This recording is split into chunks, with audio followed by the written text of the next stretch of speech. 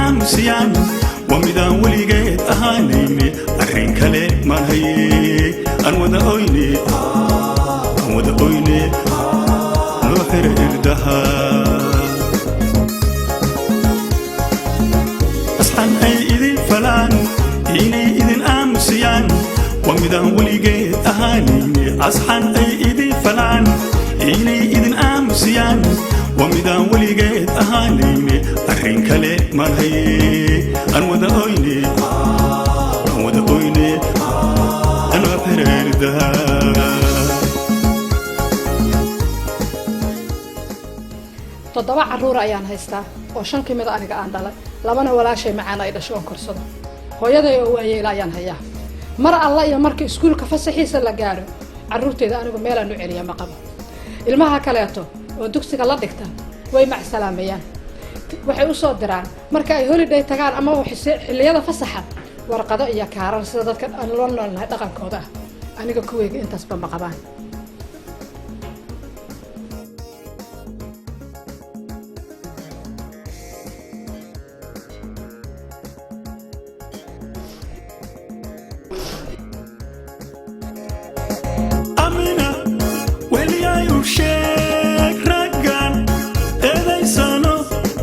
Talka kufanaya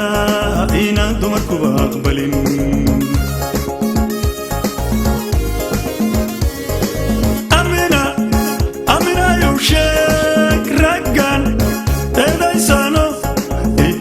kufaanaya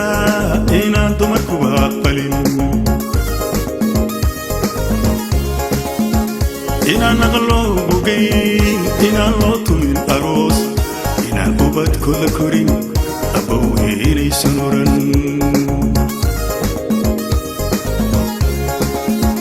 inaan aqloo bogayn inaan loo tumin aroos inaan ubadkooda korin abowey inaysan oran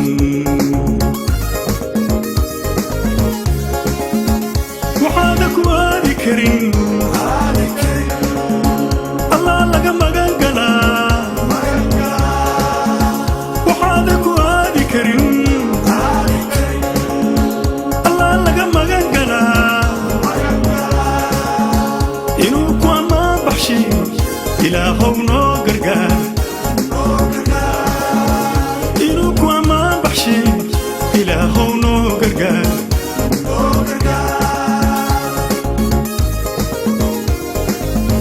waxaada ku aadi karin allah laga magan galaa waxaada ku aadi karin allah laga magan galaa inuu ku ammaan baxshe ilaahow noo gargaar inuu ku ammaan baxshe ilaahow noo gargaar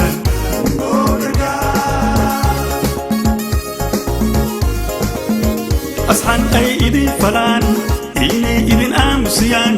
waa midaan weligeed ahaanayne asxan ay idin falaan inay idin aamusiyaan waa midaan weligeed ahaanayne arrin kale maan haye aan wada oyne noo xirayrdaha asxan ay idin falaan inay idin aamusiyaan waa midaan weligeed ahaanayne asxan ay idin falaan inay idin aamusiyaan waa midaan weligeed ahaanayne arrin kale maan haye